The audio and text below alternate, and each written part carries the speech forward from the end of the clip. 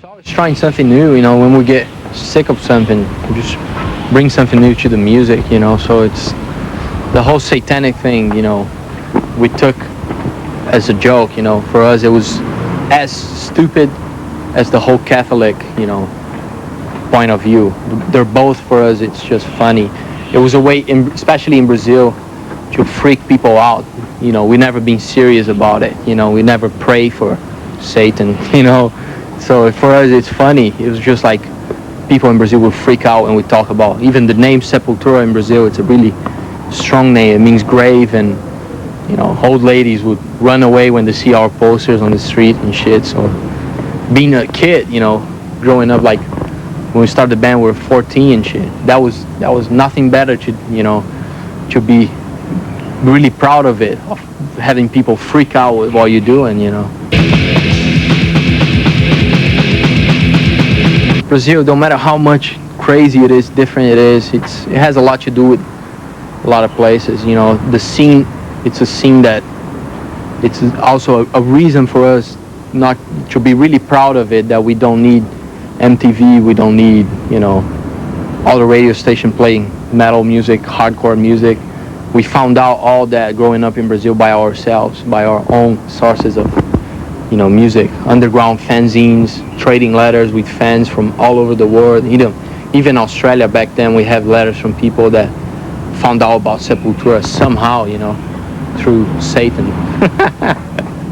But it's, you know, it's like that, you know, it's like we're really proud of that, not having a scene enough there. You can, you know, you watch TV and I find out how I should dress, or how, you know, what music I should listen to by watching MTV or some shit like that. So for us, it's really good to still have that scene in Brazil. Yeah, mixing, you know, it's about, for us, it's about mixing our music, with European influences, because, you know, Brazil, it's you know, the whole base of Brazil, it's made mixing of white, black, and native. So it's a part of each one. So for us, there's no way to deny that we're Brazilians, that we have that influence, but at the same time, we like to mix that with the whole Western kind of like feel of it, because it's part of us too, you know, it's all part of us.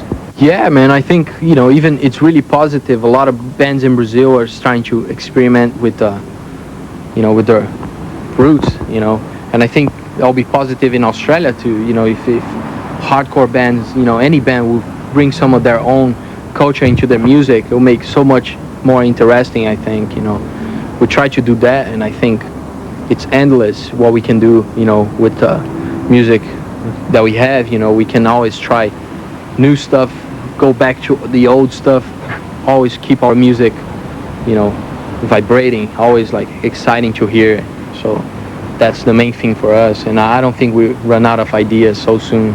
As far as the government goes, you know, they know what's up with us, they know what's up with our lyrics, and it's even funny. It's like I said before, that it's like kind of like a Charles Manson situation, where, you know, they can't do anything about him, because if they do it, it only make worse, because people was fucking making him a martyr, you know, like Jesus or something.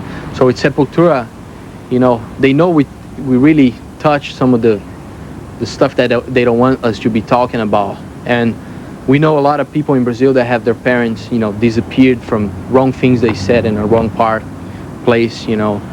So with Sepultura, they're a bit sketchy about it, because they know if they fuck with us, people are gonna go crazy in Brazil. So it's kind of like that kind of situation where they know what's up with Sepultura, but they can't do nothing yet to fuck with us. Brujeria is it's a tough spot, man. You know, it's like, it's a project that involved a lot of people, a lot of crazy people on it, and it's being, you know, it's about freedom, about really saying what you want to say, you know, so that kind of stuff. So if you get a hold of the lyrics of Brujeria, get someone to translate them, don't take it serious.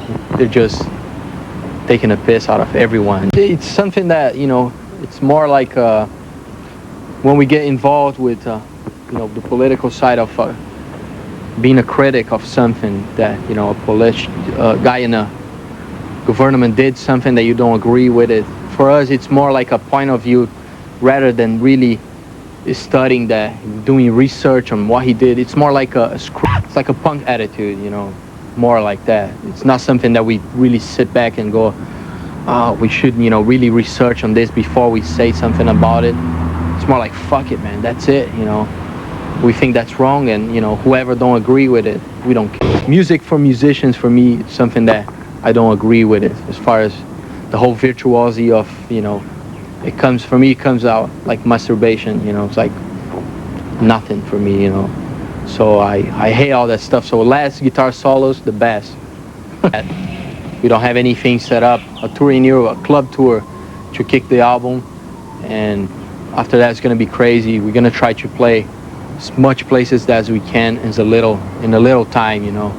So it's gonna be Australia, South America, Brazil, all the places that we think it's really important for us to be back, and also the places that we haven't been yet, but we hope we'll be with this album. We always like to bring new bands, you know, bands that we think it's, you know, will have our fans, you know, to listen to some new music.